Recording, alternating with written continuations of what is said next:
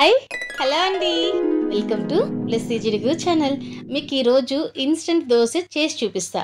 దీంతో ఏవేవో మనకి కావాల్సిన అవసరం లేదు. ఎప్పుడు మన ఇంట్లో అందుబాటులో ఉండే రెండు ఇంగ్రీడియంట్స్ అవేంటో నేను మీకు చూపిస్తాను.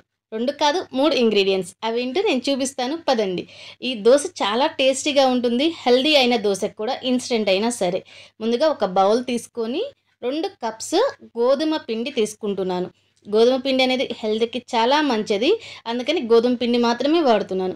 నెక్స్ట్ అదే కప్తో 1 కప్పు బెల్లం తీసుకొని దాన్ని సన్నగా తరిమి వాటర్లో డిజాల్వ్ చేయాలి.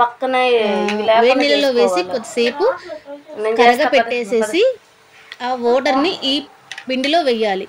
అంతేకాని పాకం రావటం కానీ బాగా కాగటం కానీ చేయకూడదు. జస్ట్ బెల్లం అనేది కరగాల. ఆ కరిగిన బెల్లం వాటర్ని ఈ పిండిలో వేసేసేయాలి. తర్వాత టేస్ట్కి తగినంత సాల్ట్, 2 ఎగ్స్. ఇక్కడ నేను 2 కప్స్ గోధుమ పిండి తీసుకున్నాను, అందుకని 2 ఎగ్స్ యూస్ చేస్తున్నాను. కరెక్ట్ మెజర్మెంట్ అండి. 2 కప్స్ గోధుమ పిండికి 2 ఎగ్స్ కరెక్ట్గా సరిపోతుంది. స్వీట్నెస్ అంటారా, మనకి తగినట్టు మనం అడ్జస్ట్ చేసుకోవచ్చు. నాకైతే 2 కప్స్కి 1 కప్పు బెల్లం కూడా సరిపోయింది.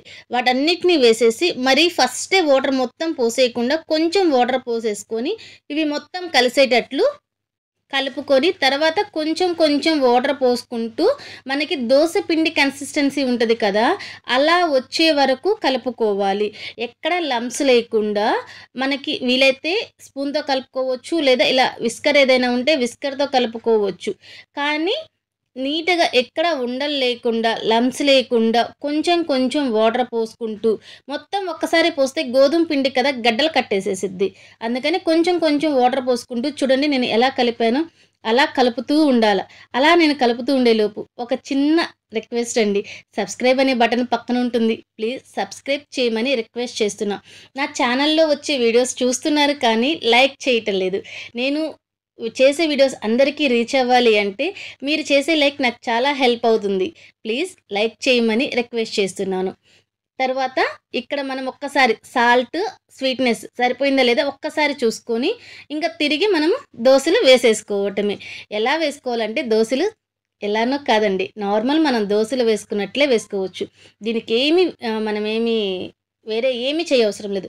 జస్ట్ మనం దోశలు ఎలా వేసుకుంటాము అలా వేసుకోవాలి. కాకపోతే ఫస్ట్ హై ఫ్లేమ్లో ఉండాలా. దోశలు వేసినాక సిమ్లో కాదు, మీడియం ఫ్లేమ్లో పెట్టాలి. ఎందుకు అంటే దోశ వేసేటప్పుడు గోధుమ పిండి కదా, మనకి మధ్య మధ్యలో గ్యాప్స్ వచ్చేస్తాయి హై ఫ్లేమ్లో పెట్టేస్తాయి. అందుకని లో ఫ్లేమ్లో పెట్టేసేసుకొని ఫస్ట్ హై ఫ్లేమ్లో పెనం హీట్ అయ్యే వరకు ఉంచి మీడియం ఫ్లేమ్లోకి పెట్టేసేసి దోశ వేసి మళ్ళీ హై ఫ్లేమ్లో పెట్టేసుకోవచ్చు.